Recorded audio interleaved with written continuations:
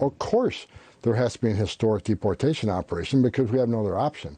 If the court order doesn't mean anything, if the judge order doesn't mean anything, then what are we doing? You might as well just shut down the immigration court. You might as well just forget about due process. You might as well just take the border patrol off the border because there's no consequences. If you want to claim asylum, if you want to see a judge, we'll make that possible. But at the end of that, if you order removed, that's what has to happen. Because if it doesn't happen, we're sending a message to the entire world. You can cross the border illegally, which is a crime. You can be released in the United States, either go to court or not show up in court and get an order removal, and we're not going to remove you. The whole world is going to come to this country. NewsNation now just sitting down with President-elect Donald Trump's incoming border czar, Tom Homan, on how the president-elect plans to carry through on his promise of mass deportations. Joining us now to talk more is President and Executive Editor of the Daily Signal. We have Rob Bluey as our conservative on the panel and Democratic strategist Theryn Bond. Great to see you.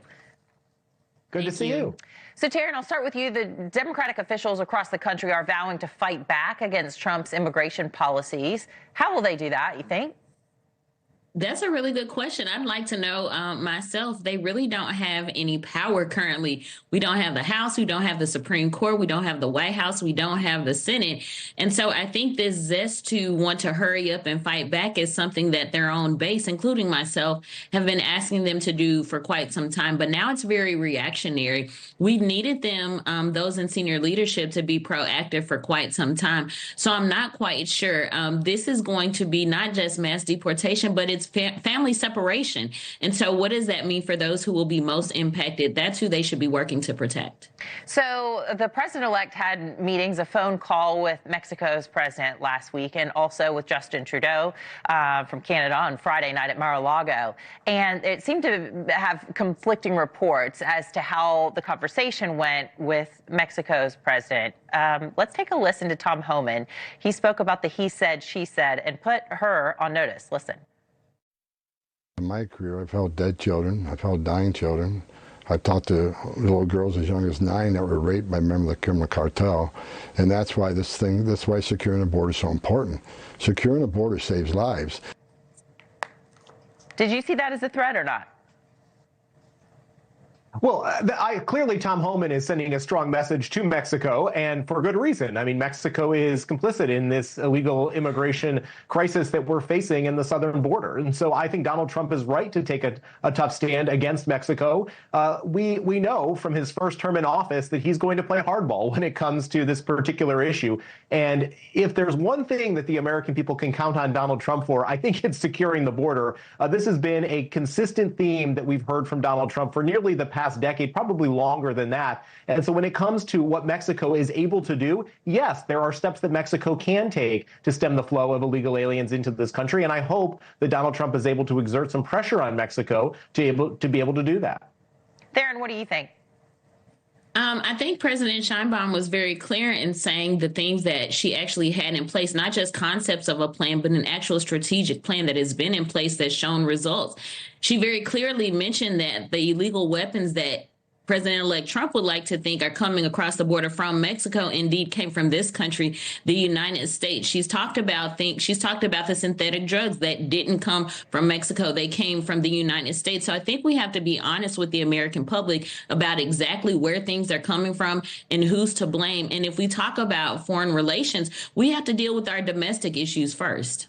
Well, we do, without a doubt, do have a drug problem coming across the border, though, as well. I'll get your take on this, though, Theryn, as well. We had Democratic New York State Senator James Skoufis appearing on NewsNation Live earlier. He's now running to be the chair of the DNC. Here's what he had to say about the party's messaging. Listen. I come from a district that Donald Trump has won 3 times. Most recently, he won by 12%, while I was reelected by 14. We got to show up everywhere, cede no territory, talk to people, not in academic terms that sometimes folks think we're running for university chancellor instead of running for public office, meet them where they are and start winning again.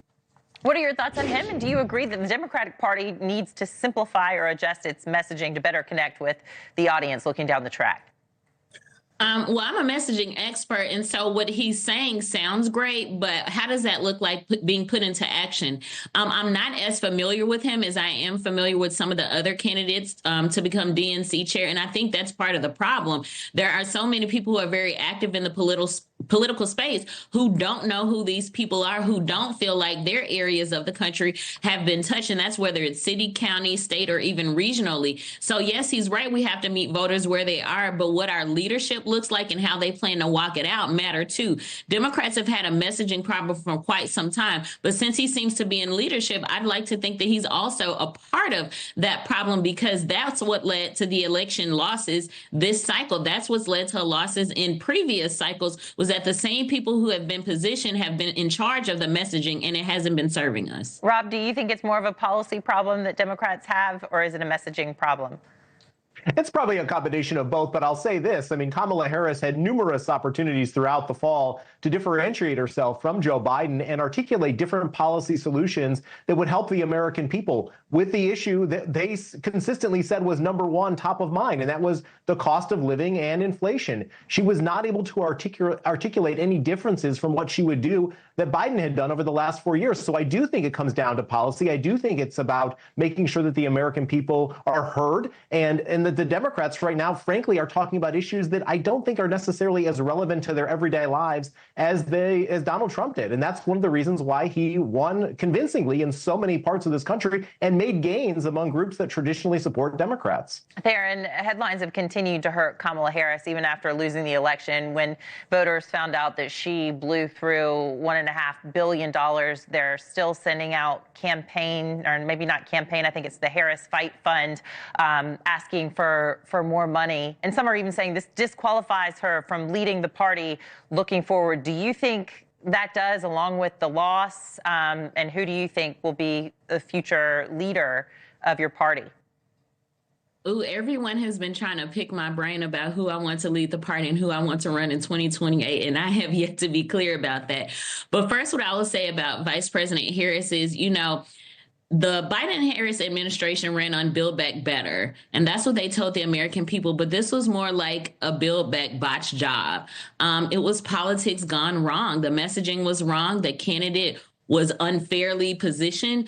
There were so many things that went wrong this cycle. And now, she had $1 billion blowout. She had billions of dollars that were improperly spent, and now she's in deficit. Now she's asking that same base that she was supposed to save to come and save her, and that's not really fair. So I don't know what her future looks like in politics. I hope that she does not run in 2028. Please don't embarrass us like this again. Some people have said she may look at a run for governor of California. That seems a bit more likely, but honestly, she would have to rebuild trust with the American public in her base. As far as 2028, I do have an ideal ticket that can run, one that can win, one that can be anybody that Republicans put up at that time. It's just going to be on Democrats to see if they listen. Well, we know 4 years is a lifetime in politics, so who knows where we'll go from here. Our conservative on the panel, president and executive editor of the Daily Signal, Rob Bluey, and Democratic strategist Theryn Bond. Thanks for joining us on NewsNation Now. Appreciate it. Thank you.